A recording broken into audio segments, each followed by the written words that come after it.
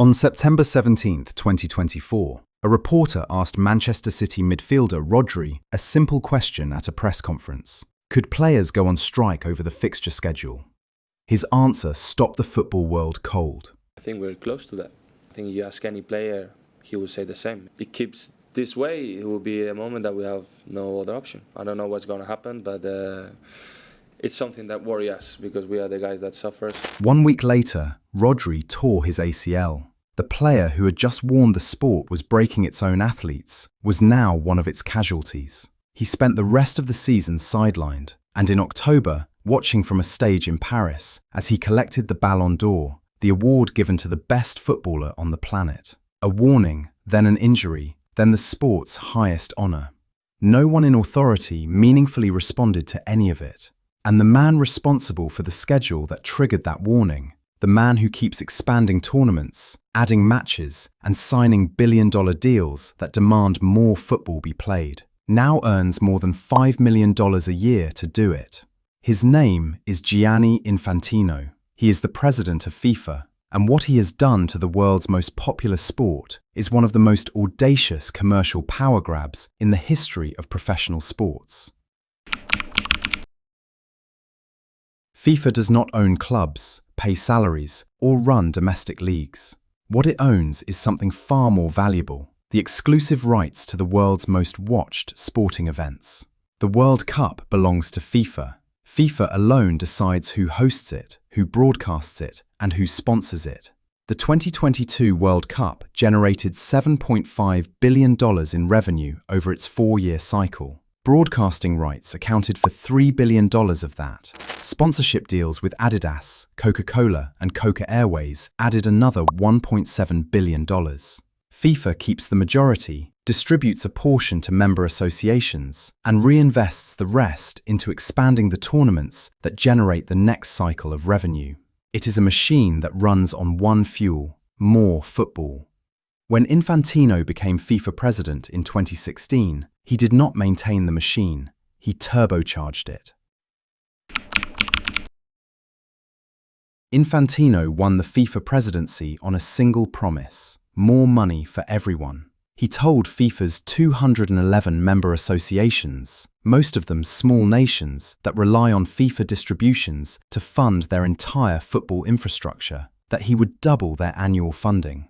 They elected him by a wide margin. Then the expansion began.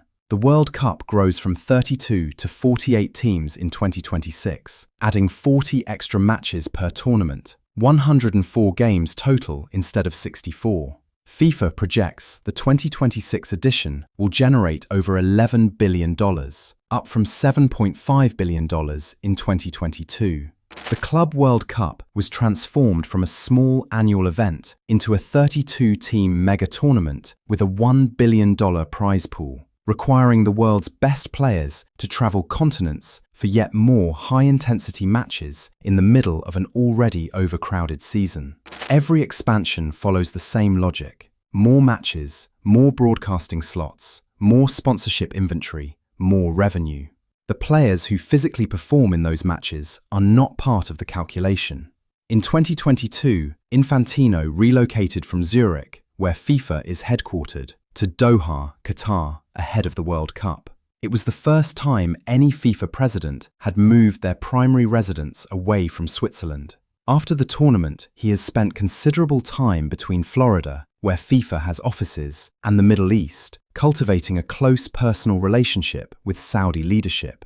Saudi Arabia was awarded hosting rights for the 2034 World Cup in a process widely criticized for its lack of competitive bidding. Infantino was a vocal supporter of the Saudi bid. The man running world football lives where the money is, and the money is increasingly in the Gulf. The consequences are showing up in injury data the sport has never seen before.